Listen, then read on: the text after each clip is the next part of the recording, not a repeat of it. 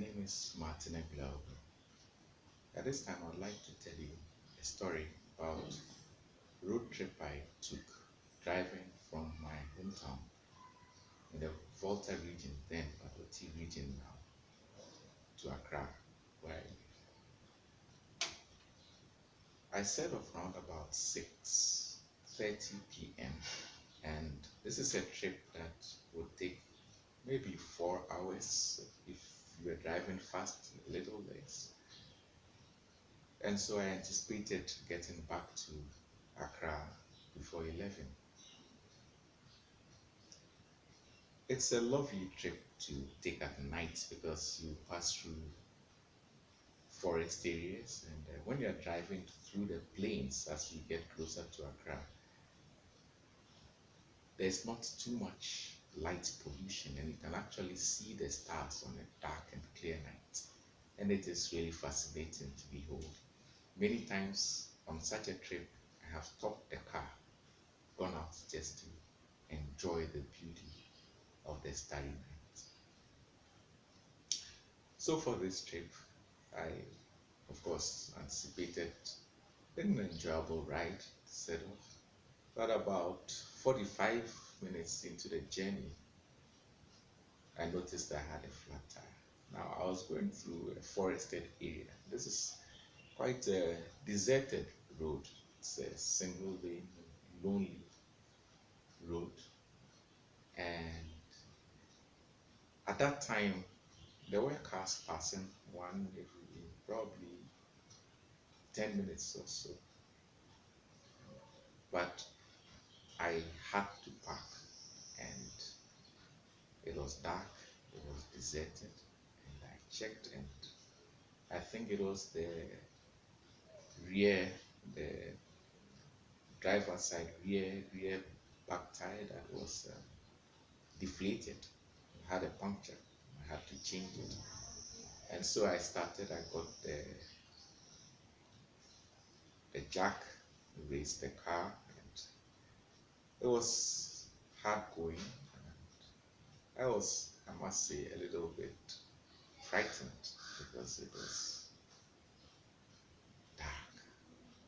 It was the forest, and there was nobody around. Well, at least until I saw from behind someone coming. And it was quite clear that he was carrying a cutlass, which he was holding over his shoulder. Obviously, this wasn't a very comforting sight, but I wonder why it wasn't a comforting sight, because after all, this was a fellow human being. And he drew close and saw what I was doing. I asked him, where was he going? He says, well, he's a farmer, he's just going back to the next town. It's not far off. And he offered to help me. And so together we put in the spare tire and put the damaged tire back into the boot.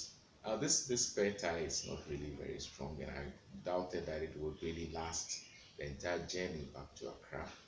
So the plan was to try and repair the main tire, and then replace it again to continue the journey. So I was hoping that I would get to one of the big towns, and when I did, I would make the change. And so here we have myself and the farmer, who was not threatening after all, despite the cutlass and all that. And I offer him a lift, and so he jumps in and we drive off.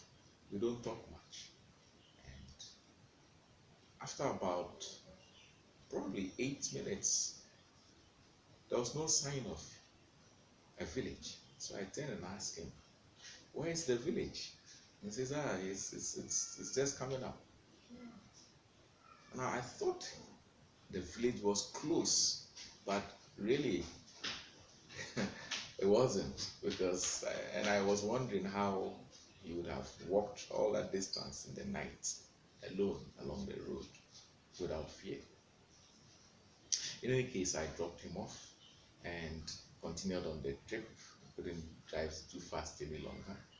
And by maybe to cut the long story short, I came across a town where I expected that they would be able to fix my tire. But this was now getting on to about half of 8:30, and it was a small town. Nobody was really, there were no people available to help me fix the tire. No service station or anything. And the closest service station I was told was at Impuku Junction. It's still quite far off. Eh, Well, I pressed on, got to Impuku Junction, and yes, indeed, there was a service station, and they fixed the puncture, or they sealed the hole in the tire, and then apparently a nail or something had gone into it, so they fixed it, got the tire back, and I set off, hoping that this would be the final bit of trouble I would have. That was not to be.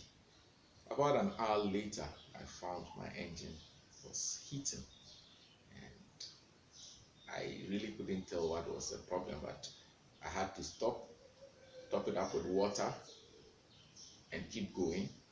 And so I had to do this over and over again, and that's really bad for an engine anyway. But that's how I kept going. Um, and then I also had to stop along the way just after the bridge and get some oil to top up on the engine. And so I kept going. I actually thought once again that this was the end of my troubles. But in actual fact, it wasn't really. Because by the time I was getting to Tema, for some reason, I was almost out of fuel. Now, the question for me when I got to Tema was whether I could drive on an almost empty tank all the way to Ofanko, which was still a fair distance away. Probably from Tema to Ofanko, we're talking about maybe without any traffic, 40 minutes of driving. It was by this time after 11:30, almost getting to midnight. And here again, most of the service stations were closed. I could not buy fuel. So I spoke to a taxi driver and asked where could I buy fuel. And he says, yeah, there's this station somewhere within the city. And he gave me the directions, but I couldn't find it because I wasn't familiar with the city. And I had a map of Accra and a map of Ghana in general, a road map, but not one that was detailed for Tema. Now, these were the days in which there was no GPS. So I had to ask the driver to take me to that station, and I had to pay him off as if I was going to charter a taxi. In any case, he takes me along and shows me the filling station. By this time, I'm down on money, and none of these expenditures was anticipated. So I buy what little I could, what little fuel I could with what was left of my money, and hoped that that would get me home. And that actually was exactly what happened.